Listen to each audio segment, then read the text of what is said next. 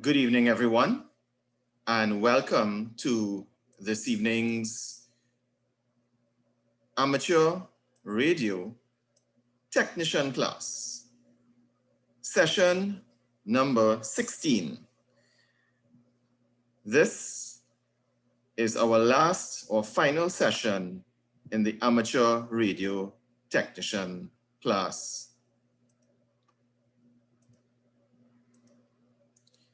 When we look at our curriculum, we see that we have covered all of the topics with only the last topic remaining to complete.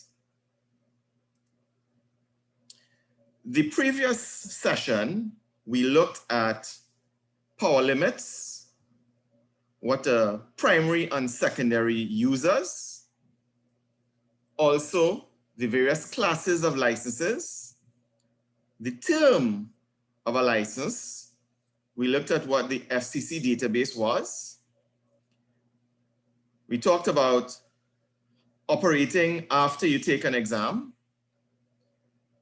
We also discussed what constituted the proof of having an amateur radio license.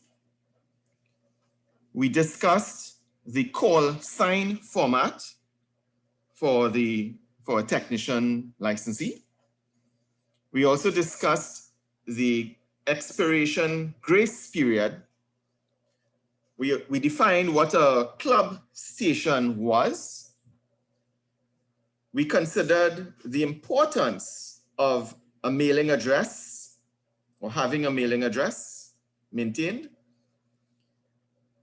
and the follow-on consequence of revocation and or suspension of the control operator or station licenses.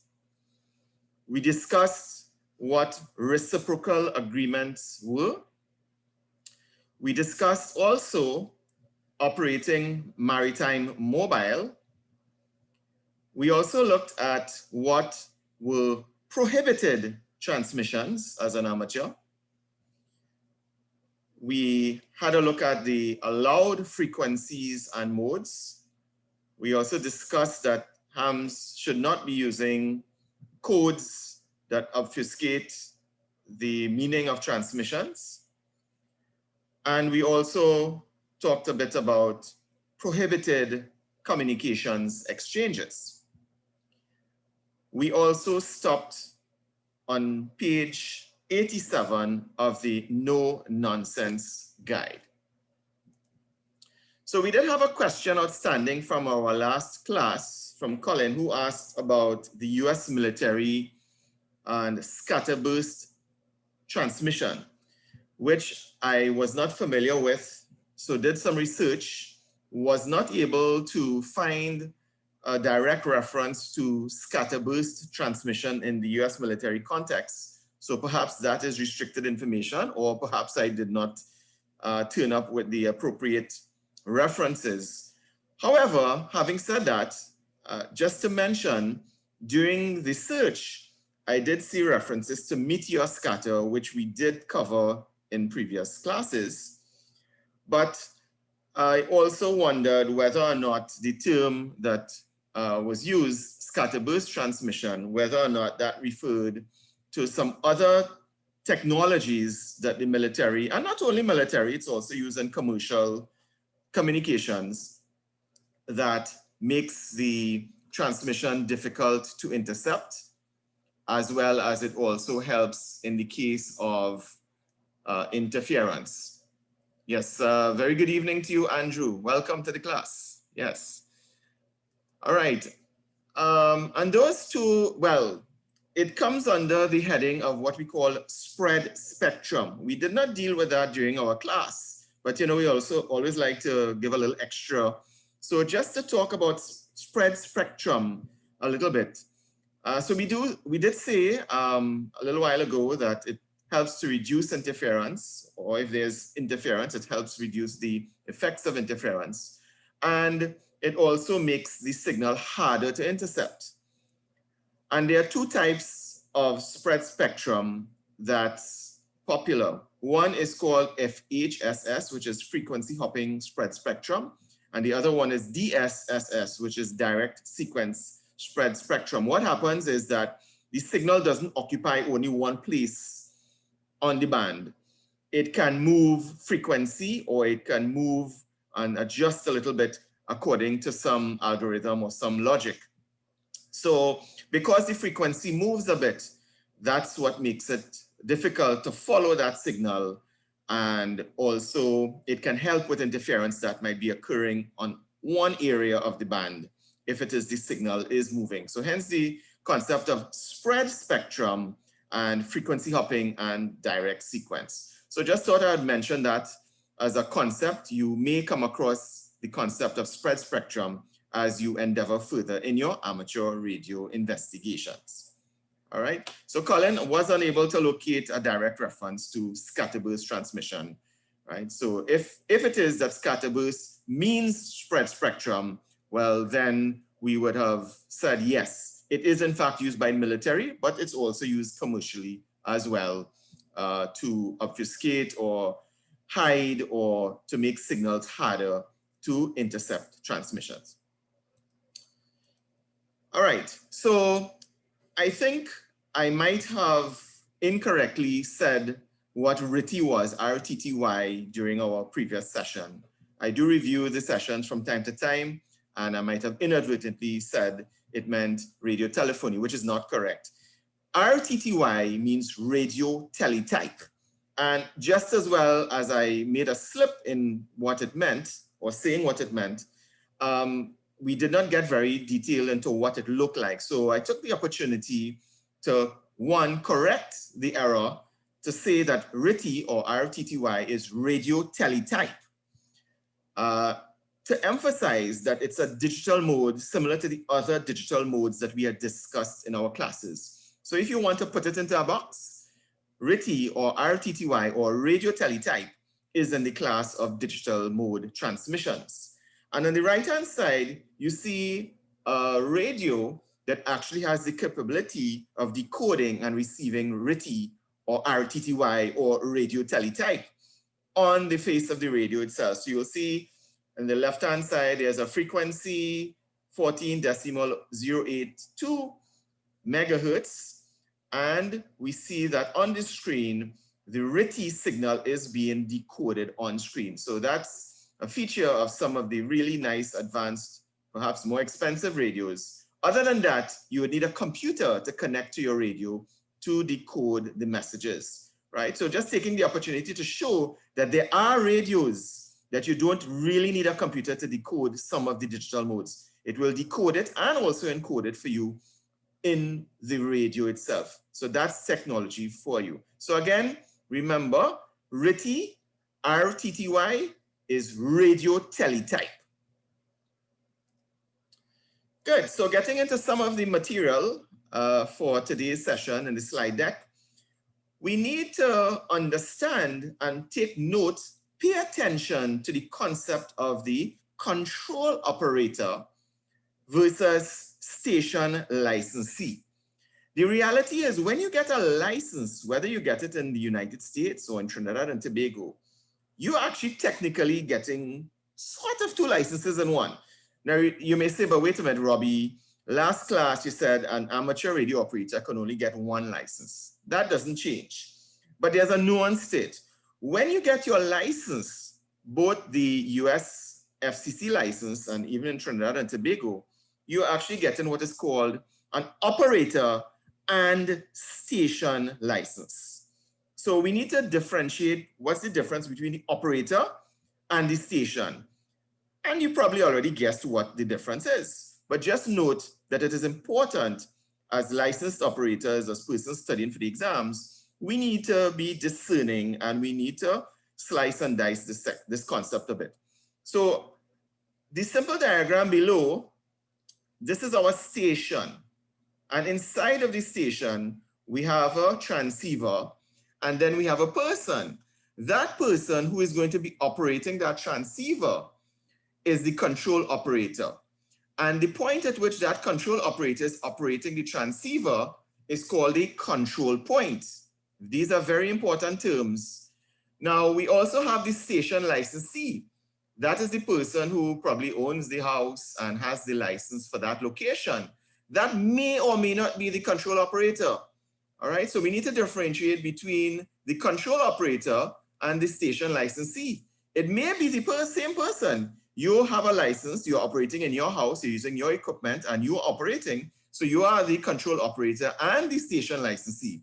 But it doesn't have to be that way. You can go by a friend and you could use their equipment. You are the control operator, but you are not the station licensee. Your friend is the station licensee. So please note, it can be the same person or it can be two separate people. And please re-emphasize the point here of the control point, where the control operator is manipulating the radio equipment called the control point. All right. We will see this concept. Please bear this simple diagram in mind. It will become very important as we look at the other slides in the slide deck. Right, so some very textual slides follows. So let's go through. Definition of a control operator. So we just said what it was, but the definition is, it is the licensed amateur who is operating a station's transmit function. So that's the person who using the radio then. And it says operating a station's transmit function. Note the word here, transmit, right? So control operator is a licensed amateur who is operating the station. Now we note here in the second bullet point that an amateur radio station, once it's in operation, must always have a control operator. You must always be able to say who that control operator is. I have a little note in brackets here because you know there are little exceptions or little nuances of these must things, right? Note there's the concept of something that's called automatic control. And a good example of automatic control is a repeater station. So you may say, but wait a minute, that repeater station that's up in the mountain, there's no control operator in it all the time. That is correct, because that is considered automatic control. We have a slide that differentiates between local control, automatic control, and so on, right? But please note, otherwise, an amateur radio station must always have a control operator, and that is actually a question in the exam. The control operator is responsible for the proper operation of that station. So once you're the control operator, you're sitting at the radio. So the lady here on the right, she is the control operator. She's sitting at the radio. She is responsible for the proper operation. That's why she's a licensed person. That's why she's a trained person. She has an amateur radio license and she develops her radio operating skills so that she can be responsible for proper operations, proper operating procedures and practices of the like that we have been discussing throughout this entire course. Note that the default control operator is the station licensee. So notice we, in the diagram before, showed that the control operator could be somebody other than the station licensee. For example, if you borrow a station from another amateur radio operator, you go by them to use it. You're not the station licensee, but you are the control operator. You have your license. You are a licensed amateur radio operator, and the other person is also a licensed amateur radio operator. But one is the control operator and the other is the station licensee. Note that the default control operator is the station licensee unless otherwise documented. And this is a very important point about documentation. You have to keep records of your station. So if someone comes by you and uses your station, you need to keep a record of that. You need to keep records of what equipment that you have. You need to keep a record of your contacts, the date and time that you spoke with someone, what their call sign is, and so on.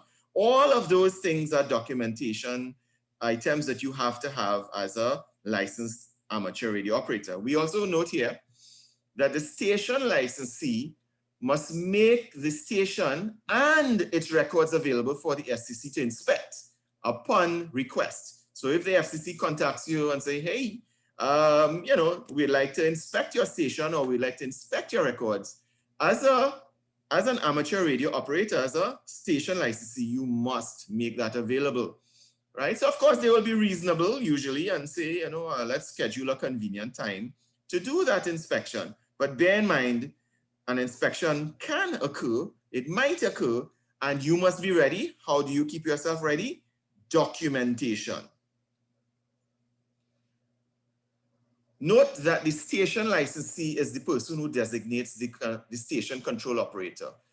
Another way to put that is, if you have a home, you have an amateur radio station in that home, you are the station licensee, you are also a licensed amateur radio operator, and you can be the control operator, but you can also designate someone else to be the control operator. So that's what this bullet point says. You, as the station licensee, can designate another licensed amateur radio operator as the control operator. If the station is being operated by someone other than the station licensee, right? So you have your amateur radio friend over and he or she is operating the station. Note that both of you all, both the control operator, your friend, and you, the station licensee, are equally responsible. Again, that's another question in the exam. Once you are the station licensee and you have someone else being the control operator, both of you all have a shared responsibility. In other words, you are both equally responsible for that operation, proper operation. It also means if anything goes wrong, you are also to be held accountable for it. All right, so please be aware. Okay, so moving right along. Note that the transmit privileges that you have as an amateur operator is determined by the class of the operator who is the control operator. In other words, the person who is operating the radio, their class determines what frequencies you can transmit on. So if you are a technician class operator, you need to be bound by the frequencies that you're allowed to use. And we reproduced a little portion of the band plan that was circulated previously. It was sent via email. This is just a little snippet, a snapshot from it, that shows that the technician can only operate in a certain part of this 40-meter band. And that technician can only do a particular mode. And that technician licensee can only run 200 watts and so on. So the note here is that your transmit privileges as the control operator is determined by your class of license. So whoever that control operator is must stick to their class. In other words, if you're a technician class, if the station licensee is an extra class, you cannot go into that portion of the band that the extra class person has if you are the control operator. Huh? All right, so just bear that in mind. You need to stay in your class of operation. Next point. An operator must stick to the portion of the band for the class of the control operator. So therefore, that is just another way of saying what we just said, right? But why I reproduce this here, this is actually how they ask you the question in the exam, right? So as the control operator, you have to stick to the portion of the band for your class. If you're a technician, you have to stick to where the technician has privileges, which is where the letter T is. If you're a general class, that's where the G is, that's where you have permission. If you're an advanced class operator, that's where you have permission. If you're an extra class, that's where you have permission to use, right? So E is all of this. Now notice the extra class gets everything. The advanced class gets most of it, but a little piece is left out. The general class has this piece and this piece. And the technician class, just this little area and only CW mode, right? So note that those are the restrictions associated with your class. That's why there's an incentive to upgrade your class to a higher class, right? Remember, there are 3 classes now that you can actually get licenses for: technician, general, and extra. Novice, which is the end, and advanced, which is the A, you can no longer get those licenses. Those are for people who are already licensed, or what we call grandfathered into those classes. They will stay with those licenses until such time they upgrade or otherwise. They will continue to use those classes. Note here, again, this is just a re-emphasis. It's also part of your exam question in the question pool. A technician class operator must therefore not be the control operator in the exclusive amateur extra segment. That simply is another way of saying, if you're a technician class, you have to stay there. You cannot go into the section that the extra class licensee has assigned to them. Okay, so what about satellite and space station? Remember, we had discussed the concept of satellite and space station. Well, here's the good news. Any amateur can be the control operator of a station communicating through a satellite, such as the ISS, for instance. As long as your license privilege allows you to transmit on the satellite uplink frequency. So here's what.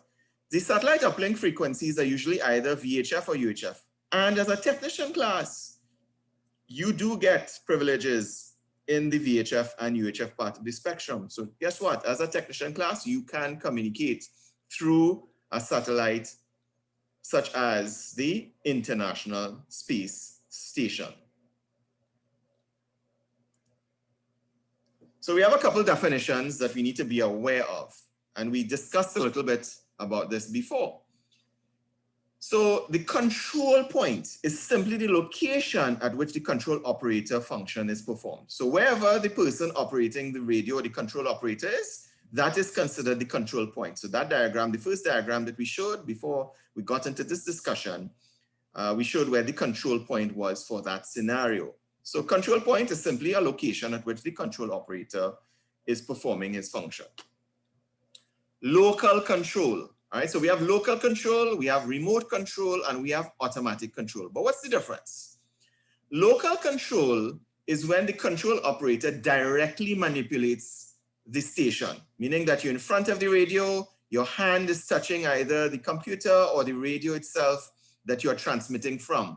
So you are at your house and you're in front of your radio. And I have here in square brackets, you're sitting in front of the radio. So that's what local control is. You can think of it that way. You are directly manipulating the operating of an amateur radio station. That's local control. You are there. Remote control.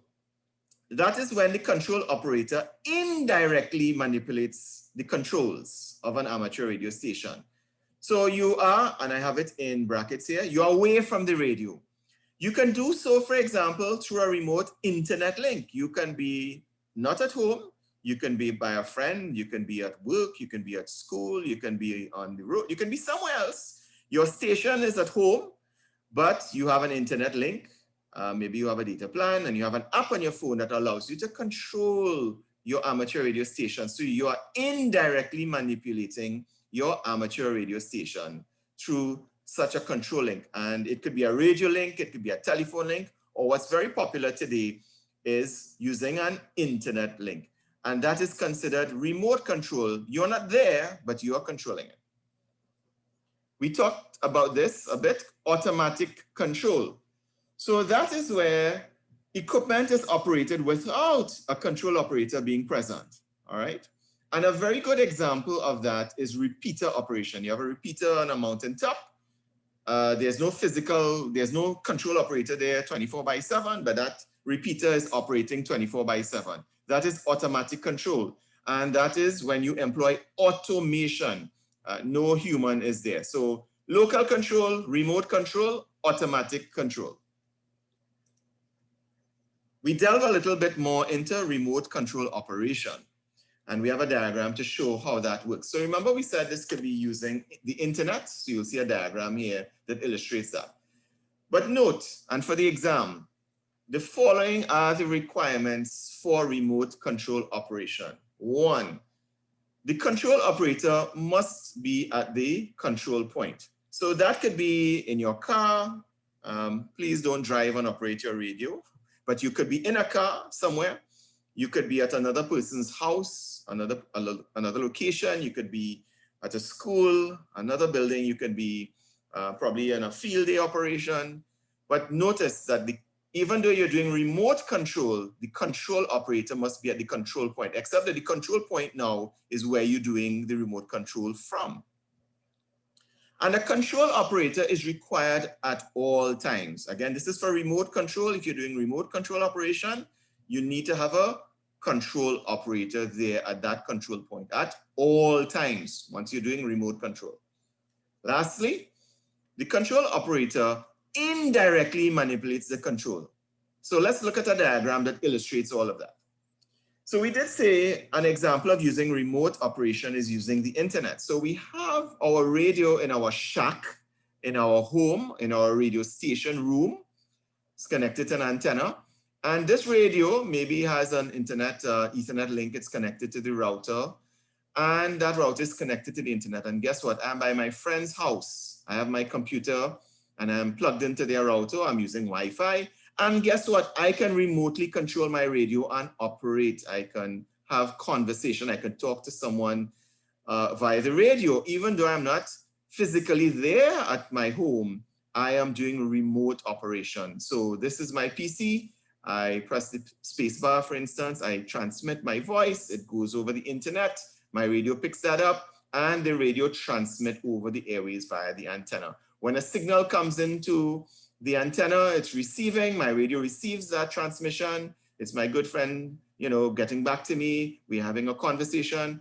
The radio sends it over the internet to my PC and I hear that transmission. And then I listen and I respond. So this is remote control operation, very popular in this day and age of the internet.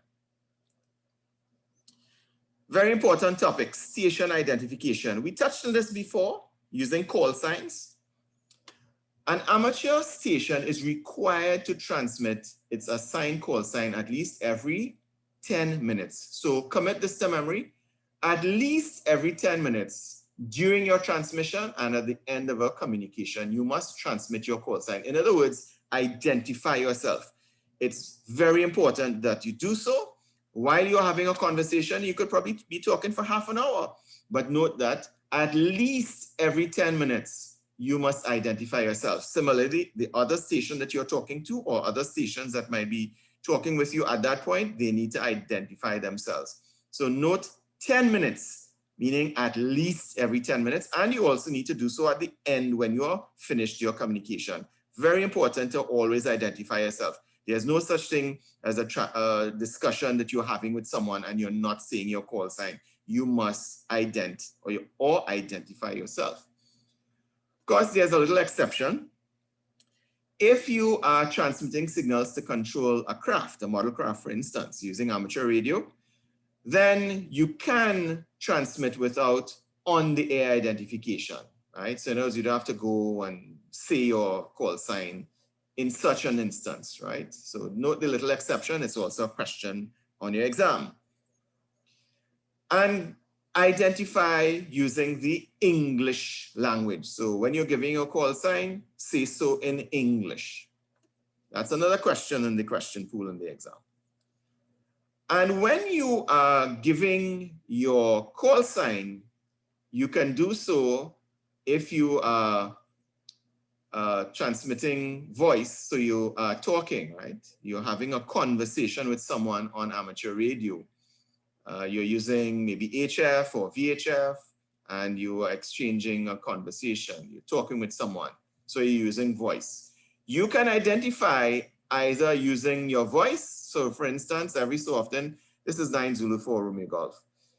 I can say my call sign, 9 Zulu 4 Romeo Golf. Or I can have it sent via Morse code or CW. So the two valid ways or ways that are acceptable to identify yourself while you are transmitting phone signals or voice transmission is you can use phone and simply say your call sign, or you can use CW or Morse code. So CW or phone are the emissions, and this, for example, is Morse code, the dits and the das that we discussed, or the voice, meaning speech. You can talk it out. Important to identify your station. And note that when I identified myself, I said 9 Zulu 4 Romeo Golf. I could have said 9Z4RG. But the FCC rules encourages the use of what? The phonetic alphabet in identifying your station call sign. So that's why you heard me say 9 Zulu 4 Romeo Golf. I could have said 9Z4RG, but I decided to follow the best practice as the rules encourage us to use phonetics when we are identifying our station. So, can we use a call sign other than the amateur radio call sign? The answer is yes. That is called a tactical call sign. So for instance, as amateur radio operators, we do projects. So for instance, if in Trinidad and Tobago, REACT is doing the Carnival project and we have a station located in the Queen's Park Savannah, that person could identify themselves as Savannah Control. I don't have to say 9 Zulu 4 Romeo Golf all the time because someone may not know who 9 Zulu 4 Romeo Golf or where he or she is. But if I say this is Savannah Control, they say, okay, right, that's the station that's located at the Queen's Park Savannah, right? Or if I'm at race headquarters, let's say I'm doing the Great Race and I'm at the race headquarters, I can identify myself as race headquarters. However, if it is you are using such a call sign, it's called a tactical call sign. But guess what? You have a requirement that when you are using such a tactical call sign, you must transmit your assigned call sign at the end of the communication, as well as every 10 minutes during such a communication. In other words, you cannot just use your tactical call sign like Savannah Control or Race Headquarters only. You must identify 9 Zulu 4 Romeo Golf. If it's a club call, you must use the club station call sign as well, right? You must use the amateur radio call, is the point that we're making here. It's not good enough to just use a tactical call sign. But tactical call signs are very helpful so that persons will understand when they're hearing a person, this is Savannah Control. Oh, okay, that's what that operator is. If I say this is 9 Zulu 4 Romeo Golf, they may not know where I am. But Savannah Control or Race Headquarters, that's pretty clear, right? Another term, front door, that's the person at the front of a race, right?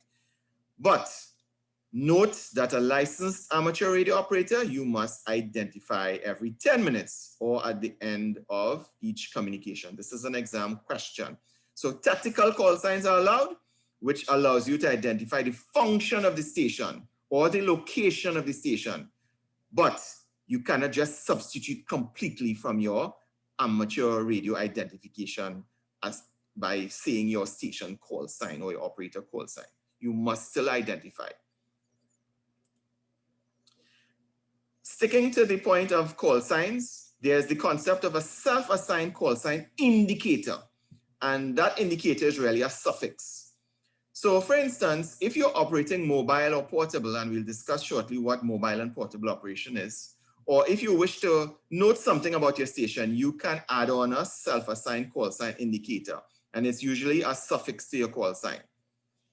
So for instance, if I'm operating portable operation, now portable operation in the amateur radio world is not really using a portable device that's such as a walkie-talkie or what we sometimes refer to as a handheld radio, right? Portable operation in the amateur radio world is when you're operating away from your station's location. So 9 Zulu 4 Romeo Golf, I am located in Woodbrook. If I am operating, let's say in Diego Martin, I will identify as 9 Zulu 4 Romeo Golf / portable. What that means is that I am not at my station address. So it's a very good practice that you can use.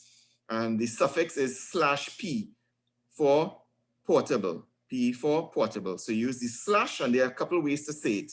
So I can say, this is 9 Zulu 4 Romeo Golf / portable. All right. Or I can simply say this is 9 Zulu 4 Romeo Golf portable. Mobile operation, same thing. Mobile operation, that seems to be a little clearer to us. We understand it to be operating in a vehicle, but there are different types of mobile operation. But the one, if I'm in a car and I'm driving around, I can say this is 9 Zulu 4 Romeo Golf mobile or 9 Zulu 4 Romeo Golf /M. That's the suffix that I'm adding onto my call sign. So that's a self-assigned call sign indicator. Just FYI, there are a couple other ways to operate mobile. In Trinidad and Tobago, it's valid maritime mobile. That is /MM for maritime mobile. There's also the the possibility of operating aeronautical mobile. In Trinidad and Tobago, that is not allowed by a license, but if it were, or in a country that aeronautical mobile is allowed, it will be /AM or /alpha mic. So the idea is that you have, yes, you can say /mic. You know, that is the point is that you're adding on a self-assigned call sign. Some people frown upon, you know, different representation, but what we are presenting here to you are all the valid ways. You will find that all of these being valid, you may have operators who may have preferences for one versus the other, Andrew. So yes, you can say /mic. Yes, very good question. And leading on to from your question, when we are saying the / suffix, you can say it either as stroke. In other words, this character here, when you're saying it, I can say this is 9 Zulu 4 Romeo Golf, stroke portable, or stroke P, or stroke Papa. I can also say 9 Zulu 4 Romeo Golf slant portable, and I can say 9 Zulu 4 Romeo Golf / portable. Again, you will find some amateur radio operators that it irks if you use some of these, but these are valid according to the FCC and according to your license. You can use them. Some, in terms of actual practice, you might find that one or the other is more regularly used. But yes, you can use all of these. Stroke, slant, or when you're representing this character. Many of us call it the /. Some people, you know, hardly ever you hear slant, but I think a lot of Americans do say slant. All right, just be aware that all of these are valid because you will get them in your exam. You need to know stroke, slant, and / when it refers to this character. All right, so let's continue a little bit before we take the break. We need to be aware of what third-party communications is. What is that about? So third-party communications is defined as communications on behalf of someone who is not the station licensee. So it could be a non-licensed person. They come and they would like to send a message to someone else, perhaps in a different country, for instance. So that's third-party communications. So it's also, and this is for the purpose of your exam, a message from a control operator to another amateur station control operator on behalf of another person. So this is how it's represented in your exam question. All right. Let's look at it diagrammatically. So for instance, we have two amateur radio operators, 1, 2. One is in the United States and one is somewhere in Europe. So this is the foreign station, this is the local station who is in the US. Both of them are control operators, but there's a non-licensed person who would like to pass a message. So if we were to send that message across, that will be considered passing third-party traffic or third-party communications from this third party through the amateur radio system, right? So this is just a diagram to illustrate what third-party communications would be like. There are some restrictions, or there's a restriction that we need to be aware of for our technician class exam.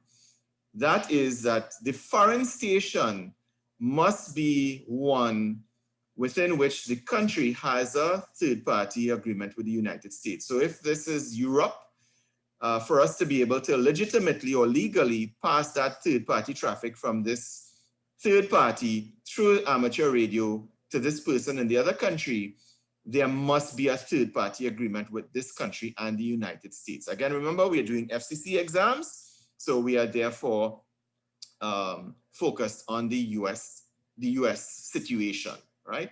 So you need to know this for your exam, that to pass third-party traffic, the country must have an agreement with the United States. Otherwise, you cannot do it, or it will be illegal or improper. So at this time, we will take a short break, 2 minutes, take a stretch, have some water, or take a bathroom break, and see you back shortly.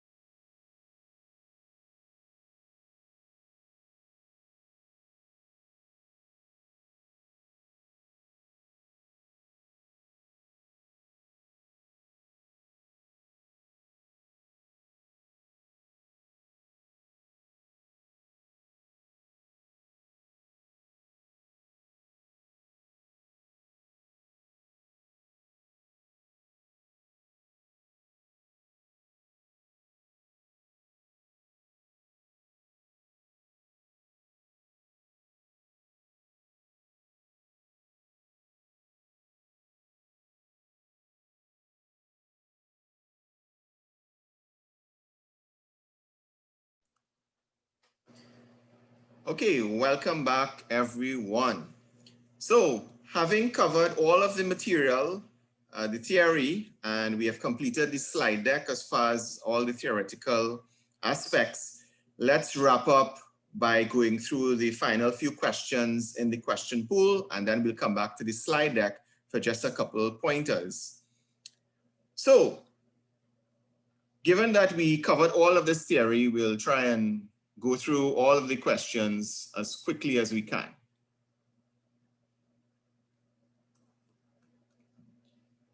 All right, so we discussed the concept of a control operator, and we discussed this question in a different way, but the question is, when is an amateur station permitted to transmit without a control operator?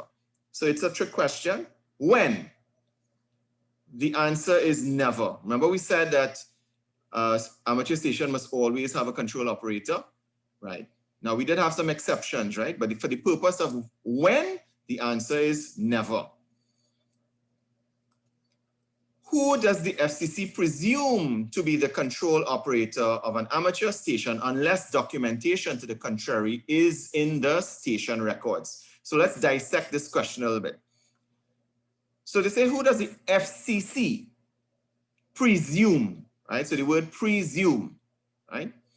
To be the what? Control operator unless documentation to the contrary, right? So documentation is in the station records. So if you don't document it otherwise, the answer is the station licensee is assumed or presumed to be the control operator. Next question, who must designate the station control operator?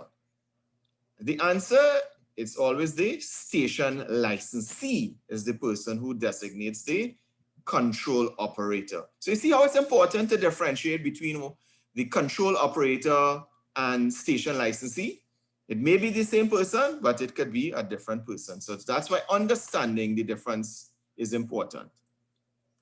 When the control operator is not the station licensee, who is responsible for the proper operation of the station? Well, we dealt with this. The answer, they both are. The control operator and the station licensee are equally responsible.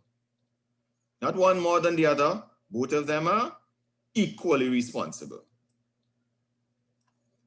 Who is accountable should a repeater inadvertently transmit communications that violates the FCC rules? All right, so we didn't directly address this question, but let's work it out. So the question is, who is accountable? Who is responsible? In other words, who will be called to appear to explain themselves if there's inadvertent transmissions or retransmissions over a repeater? So here's what, you can't hold the repeater responsible because the repeater is what? Automatic control. There's nobody there that's controlling the repeater at the repeater site. It's automatic control. But you as an amateur radio operator have a radio that you're transmitting and the repeater is simply retransmitting your communication. So guess who is responsible? It is the control operator of the originating station, meaning the person who is using the radio and pressing the push to talk or whatever they're doing to transmit that communication. They are the ones that's going to be responsible. And if that control operator, even though they're using a repeater station, they are the ones that's transmitting prohibited communication, they will be held responsible, not the repeater owner or the person who is responsible for the repeater. It's the control operator of the originating station. If it were otherwise, then you could kind of set up the repeater owner, right? Okay, little tongue-in-cheek remark. Right, what determines the transmitting privileges of an amateur station? Right, so let's dissect. Privileges, transmitting privileges. What determines those transmitting privileges? And we said in this slide deck, it's always the class of license held by the control operator. In other words, who is using the radio? What their class of license is what matters. So if it's a technician class operator that's operating the radio, their class of license determines the transmit privileges. If they're a technician class, they cannot use the extra class or the general class privileges. When under normal circumstances, may a technician class licensee be the control operator of a station operating in the exclusive amateur extra class operator segment of the amateur band. So let's dissect this long-winded question. So they're saying under normal circumstances. And they're asking us about a technician class licensee. In other words, the radio operator is a technician class. And they're talking about that person operating in the exclusive amateur extra class segment. Right? So they're saying, when can a technician class operator, you know, as the control operator, operate in the extra class segment of the band? Well, you know the answer to that. The answer is at no time, because it's a technician class control operator. He or she cannot be operating in the extra class segment, right? Again, under normal circumstances and as the control operator, they cannot. So the answer is at no time. Okay, next question in the question pool. Who may be the control operator of a station communicating through an amateur satellite or space station? So we dealt with this. Any amateur whose license privileges allow them to transmit on this satellite uplink frequency. Pretty much anyone who is an amateur, because if the technician has privileges in VHF and UHF, and those are usually the bands that satellites operate in. So note who? Any amateur who has those privileges. All right. So we come to now local, automatic control, etc. Those sort of questions. All right, so we're coming towards the end, folks. What is an amateur station control point? So that's the definition for control point. What is a control point? It's the location at which the control operator function is performed. All right, so that's what a control point is, the location where the control operator is operating. Next question. Which of the following is an example of automatic control? So they're asking us about automatic control. We had said that an example of automatic control is repeater operation. So if you have a repeater up on a mountain side, very good coverage, there's no person there, 24/7, it's automatically controlled, and that's a repeater that is automatically controlled. So repeater operation is a good example of automatic control. Which of the following is an example of remote control as defined in Part 97? So Part 97 is the FCC rules that governs amateur radio. So that's what they're asking. An example of what? Remote control. And we had a diagram showing that an example of remote control is operating the station via or over the internet to remotely control your station. So that's an example of remote control. Next question. Which of the following is true of remote control operation? Right, so the question here is in reference to remote control. What's true? So all of the following are in fact correct. So for your question, the question pool, all are correct. The control operator must be at the control point. A control operator is required at all times. The control operator indirectly manipulates the controls. Why indirectly? Because it's remote control, not local. So we dealt with this on a slide deck. So you see where these things come from. All of these are true when it comes to remote control operation. This is true, and this is true.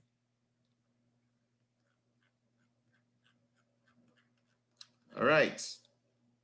Last page, I believe. Okay. When is an amateur station required to transmit its assigned call sign? All right. When? Transmit call sign. The answer, as we discussed, is at least every 10 minutes during the transmission, as well as at the end of a communication. You need to say or transmit your call sign. 10 minutes, remember that. and at the end of the communication. It's not 30 minutes, 50 minutes, or anything else, 10 minutes. When may an amateur station transmit without on-the-air identification? Remember, we had one exception that we noted. It is when you are transmitting signals to controller model craft. That's the exception. Excuse me. Next question. Which of the following is an acceptable language to use for station identification when operating in a phone subband? So let's dissect this question. They're asking us about an acceptable language for station identification when you are using phone or voice transmission. The correct answer is the English language. So just remember English. So our native language, at least in Trinidad and Tobago. We have a couple of overseas participants. Please remember English language. Next question. What method of call sign identification is required for a station transmitting phone signals? So let's break this down again. So they're asking us about call sign identification. What method of call sign identification? For station transmitting phone signals. Phone, remember voice, speech, we're talking, right? So what are the methods that you can identify your call sign? Had two, either or. Send the call sign using CW, remember CW Morse code, or phone. Also, you can think of it as voice or speech emission. So the CW or phone emission, those are the types of emissions. Right, just remember CW is Morse code, phone will be voice or speech. So you can either talk it out or you can send your Morse code, the dits and the das, to identify your call sign. You simply spell it out. Right, next question. What are the FCC rules regarding the use of the phonetic alphabet for station identification in the amateur radio service? So let's dissect this question. FCC rules, phonetic alphabet, identification, right? We said that the FCC encourages the use of phonetic alphabet when we are identifying our station. Remember, we said I will say 9 Zulu for Romeo Golf instead of 9Z for RG. It is because it is encouraged to use the phonetic alphabet. So that's the answer. It's encouraged. When using tactical identifiers or tactical calls, such as race headquarters during a community service net operation, how often must your station transmit the station's FCC assigned call sign? So let's dissect this question. So you're using tactical call signs. They're asking you how often must you identify using your call sign, not the tactical call sign, but your FCC call sign. How often? So you're using tactical identifiers or tactical call signs, but you must still identify using your FCC call sign. How often must you do that? The answer is very similar to identifying generally at the end of the communication and also every 10 minutes during a communication. So once you remember that, at the end of communication and every 10 minutes, you'll be okay for those two questions in the question pool relating to that. All right. Okay. Which of the following formats for self-assigned indicator is acceptable when identifying using a phone transmission? So we'll dissect this question and you'll see why we did 3 of the formats in our slide deck, right? Because all of them are valid. So let's dissect the question. They're asking for the formats for self-assigned indicators, meaning suffixes, when you're using phone transmission or voice. And we said that we can use the call sign followed by the slash or the stroke or the slant, and that self-assigned indicator. All right, so whatever this self-assigned indicator, it could be portable, it could be mobile, it could be something else that you wish to indicate to someone. You are just sending information, yeah, like 3, whatever 3 is, or you're operating mobile or you're operating QRP. QRP, by the way, is low power. So you're operating as a low power station. You can do all of that by having a suffix, and you can say that slant or that stroke or that slash, you can say it's either stroke, slant, or slash. All 3 are valid. Yes, I know some people have a preference for one over the other. Some people have not heard of slant, but it is very valid. Okay, so I think this is the last page, right? What is meant by the term third-party communications? So we did identify what third party was in our slide deck. It is a message from a control operator to another amateur station control operator on behalf of another person. So if this sounds a bit confusing, just look over that particular slide and that should give you an idea of the control operators that we're talking about. One in the US, the other in, let's say, Europe or another country. And the other person is the third party, right? So that's what third party communications mean. All right, I think this is the second to last question. Which of the following restrictions apply when a non-licensed person is allowed to speak to a foreign station using a station under the control of a technician class operator?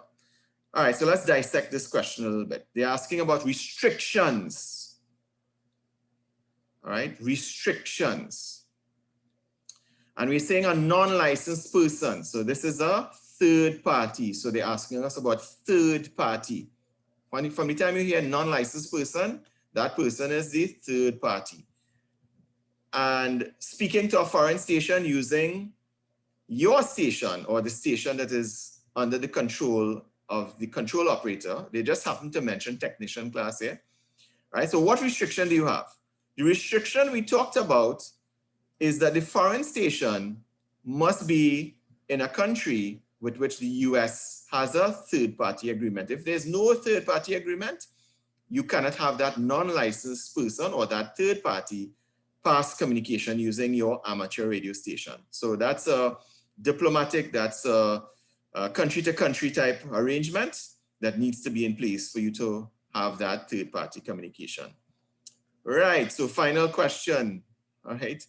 So we have actually gone through and dealt with the entire question pool, right? All 424 questions in the amateur technician class question pool, right? Right, so Colin, I have a couple slides on the exams. So very good question. And we will come, if you could just hold the question a little bit, we will come to it in a couple slides. All right, excellent question indeed, Colin. All right. So last question, when must the station licensee make the station and its records available for FCC inspection? So let's dissect this question. When must the station licensee, in other words, you're becoming a licensed amateur radio operator, so you're the station licensee. When must you make the station, right? That's your amateur radio station, your home, your house, your equipment, that's your station, right? When must you make that station and its records? Remember we said as an amateur radio operator, you're keeping records. The radios you have, the conversations you have with other hams, you need to keep a log. If you are the station licensee and you have another control operator come by, you have to document all of that. Those are the records they're talking about. So when must you make your station and those records available for FCC inspection? When? Can you refuse? You must make it available at any time upon request by an FCC representative. They are the authority and they have the right to call upon you to make your station and your records available. They have a little nice statement. Say, well, they're not going to knock at your door at 3 a.m. in the morning, unless maybe you're doing something illegal. So they're not going to come and badger you at that, right, to look at your shack.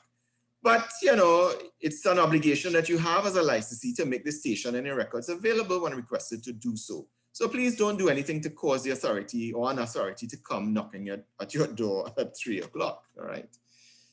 So folks, that's it. We have just covered over these 16 sessions, 424 questions in the amateur technician class question pool.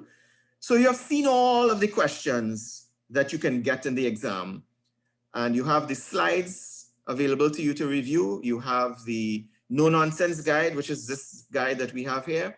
You have the videos via YouTube if you wish to look them over, and I strongly encourage you to, if there are any concepts that's unclear, maybe looking at it again or reading over the document. We have some supplemental material as well. Remember, we had the syllabus, which also is another technical guide that goes into all of the questions in the question pool.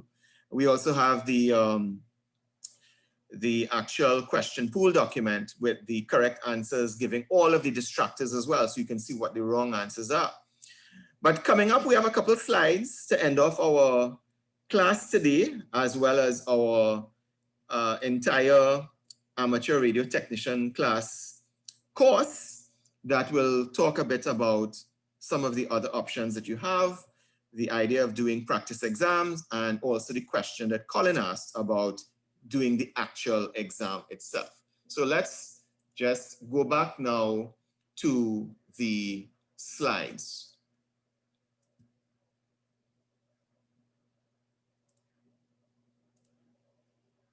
All right, so we're back to our slides. And we have been suggesting, I think since first session, that you can start looking at practice exams. And we said that you could look at the practice exams to get an idea of the questions and how you do. Some of them you might already have known the answer to. We have had several reports from participants in the class of very good successes in doing practice exams. From as early as the halfway mark, people have said, you know, hey, I'm scoring passing marks. So that's very good. We also know many students read ahead as well. So I want to congratulate everyone for staying the course and for taking the challenge to do some of the practice exams. On your screen are some examples of websites that have practice exams. They have the entire question pool of the 424 questions, and they will generate an exam of the 35 questions that you'll get in your exam for you. And you select the answers and they will score you and tell you if you have passed, which ones you have gotten wrong, and you can repeat that as many times as you wish. And I normally say to students, you know, if you are taking practice exams and you find you pass 4 and 5 in a row, you're probably ready for the exam. If you're passing one, not so much another one, passing another one, it could mean that you need a little more review. But the key is to tackle the exam as soon as you can, and we'll be presenting some options to you very shortly. So the websites that we have listed here, the first one, hamstudy.org. If you use this link that we have here, if you select that link, that will make a connection to me as the instructor so that I can see how you're doing. That's if you choose to share, I will have visibility of your progress in taking practice exams. So that's hamstudy.org with this little suffix. So you can join the site. It's free to join to access the question pools and do the practice exams, right? There are also several other very good sites. Some people may have a preference in terms of how the site looks. But on this slide here, you can see what hamstudy.org's website look like. They have the 3 question pools, technician, general, and extra, and you can go through all of the questions. You can take the practice exams as well online, right? So up to you which one you prefer, but the first one does, I'll recommend it if you choose. You're not obligated to use it, but if you do, it will give me a little bit of insight and data in terms of how the participants are doing as far as the practice test goes. Yes. Yes. So Andrew, you're correct. You can take the technician, you can take the general, and you can take the extra exams. If those were in-person exams, the online exams, you'll have to make sure that the volunteer examiners will be okay with you taking all of them in one shot. I believe from reading the experience of the students that have done online exams that persons do technician and general in one shot, yes. But I wouldn't want to speak for those VEs. It will be up to them, but I believe the answer is yes. You can do the technician and general on the same day, even with the online exams. Your next question, is it that the material for the general exam is included in the material we have covered in this course? No, we have only covered the technician class. I can arrange to send you the material for the general and the extra if you so like. But all we have covered in these 16 sessions, 16 one-hour sessions, have been the technician level only. We have not touched anything whatsoever on the general. The general is a next level and separate from the technician. Cool. All right, gotcha, right. Thanks for the question, Andrew. All right. Excellent question indeed. All right, so speaking of the exams, based on the questions asked. So local exams, as far as I'm aware, have been a bit restricted due to the COVID-19 related public health orders, gatherings and so on. So since the COVID-19 situation, we have not had any local exams. The V's have not scheduled for, I would say, obvious reasons. I think when the situation was looking a bit positive and there was an opening up of the restrictions, I believe it was felt that maybe some exams could be held. But again, as you saw, we all noticed in Trinidad and Tobago and different territories around the world, there was a return to further restrictions based on cases and so on. So it is difficult to say when the next local in-person exam will be. Difficult to say. What I do believe though, once restrictions are lifted and the VEs and participants are comfortable to come together, I believe that's when those exams will be held. Just difficult to say when. However, there's an alternative. Remote exams have been authorized by the FCC, and I've just put up the public notice. So notice is dated since April 30th. So the FCC has authorized the volunteer examiner to have remote exams. So it's legitimate and it's authorized. So in case anybody asks you, boy, are those remote exams real? Are they legitimate? Are they recognized? The answer is yes, according to the FCC. And I've put the notice there so that you have that information. Don't go on rumor and fake news. People will tell you, no, who said that? Well, not that Robbie said so. I'm just presenting to you the FCC notice, and you can fact check it yourself if you are still in doubt. So this notice says that exams may be held remotely. And many VEs, volunteer examiners, and the volunteer examiner coordinators, they have put up online exams, and these exams are available via hamstudy.org, the same site that we mentioned in the previous slide, that you can take the practice exams. You can also find a schedule of exams. And in fact, these exams here are for today, actually September the 18th. Notice the time, the date and time, the cost of the exam, who the volunteer examiner liaison is, and so on. And they notice that some sessions are full. So this is an example of what you will see when you go to the hamstudy.org/sessions website. So this is the site that you need to go to see sessions that are being scheduled. Note, however, when you are, I have to correct this, it should be V capital E, right? When you are looking for exams and you are checking through, try and make sure that the VEC is the ARRL. right? You will see others such as W5YI. You will also see the Greater Los Angeles Amateur Radio Club. But the one that you want to make sure that you choose is ARRL. Couple of reasons. One of the main reasons, it's suggested that in Trinidad and Tobago, according to the TAT framework, the ARRL certificate of completion, examination complete, the CCs are accepted from ARRL. So you want to make sure when you get that certificate, it's an ARRL certificate, okay? So, but it's not only the ARRL examiners that are listed on hamstudy.org. So again, hamstudy.org doesn't offer the exams directly. All they are doing is listing a schedule of available exam sessions or test sessions. You would need to click on the individual sessions to get the contact information of the VEs and make your own individual arrangements. We have information that, you know, persons outside the US have access to those exams. There are at least two persons in Trinidad and Tobago that I'm aware of that have reported that they have taken the online exams. They were successful and it went very smoothly.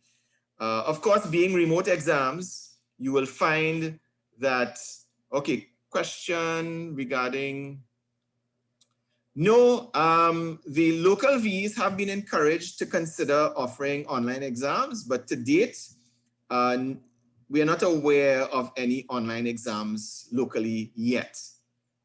Right. Second question, yes, normally the payment would normally be via credit card or through PayPal, right? So yes, you can make online payments to the VEs. As a matter of fact, that is highly encouraged and it's going to end up being the most convenient. Very good question there, Colin. Very good questions, I should say. So getting back to the exam sessions or the test sessions, you have to make your own arrangements, but I'm guiding you to the website. This is the site that you need to go to, hamstudy.org/sessions, and it will take you to the list of upcoming exam sessions. And you can click, look at the date, look for the time, make sure that the sessions are not full, and you click on the exam session and you'll get further details about making payment, scheduling your sessions, also what's required. So for instance, I understand that you need to have a webcam, so that the VEs can see you. Some of them may want a proctor, meaning that you may have to have another person there with you, observing you. Some of them, you can be there by yourself, but they need to have a cam. I'm told some of them want you to have two devices, or at least a phone running something like WhatsApp or Zoom that they could look around the room to make sure that you don't have any answers up on a whiteboard, no amateur radio information up on a wall, no books in front of you, and so on. You must have a pristine exam environment. So they would want to check all of that for you, given the seriousness of exam conditions. So as long as you meet their requirements, they will allow you to do the exam, schedule the date, and you simply take it, and you will get an electronic certificate from them saying that you have passed your technician class, or what is known as element 2. Once you get that, you can then wait until you get your US call sign, check the FCC database, and you can have that US call sign available to you. Once you have your CEC, you can go to the Telecom Authority and apply for your local license. What I will do as an attachment to today's session, I will include links how you can get your amateur L2 forms from TAT and the procedure to get your local license, all right? So I'd want to encourage everyone to continue studying to gear up for these exams. If you are comfortable taking the online exam, by all means, you see in the cost here, what appears to be quite reasonable, 14 and 15 US seems to be the average fee.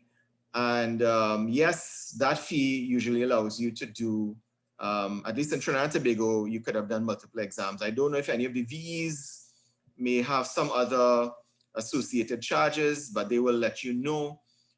We do have a couple of students who would like to take both the technician and general in one shot. you can certainly do that.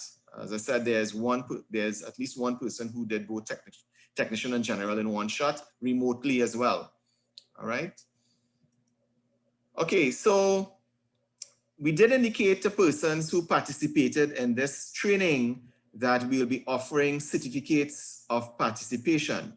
So in a subsequent email, I'll be sending you the link so that you could arrange to get the certificate of participation. So it will be a form where I'll be asking you some questions to fill out so that you can get your certificate of participation. Certainly, I would like to thank you for your time, the time that you have invested in these 16 sessions, and we're running a little bit over time today being our final session.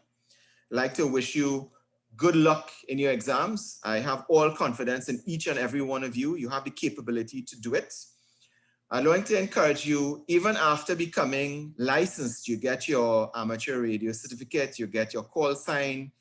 In the US, you get your call sign locally. I'd like to encourage you to continue your studies, continue learning about amateur radio and become responsible radio operators. Certainly in one short course, it's not possible to learn everything that's possible.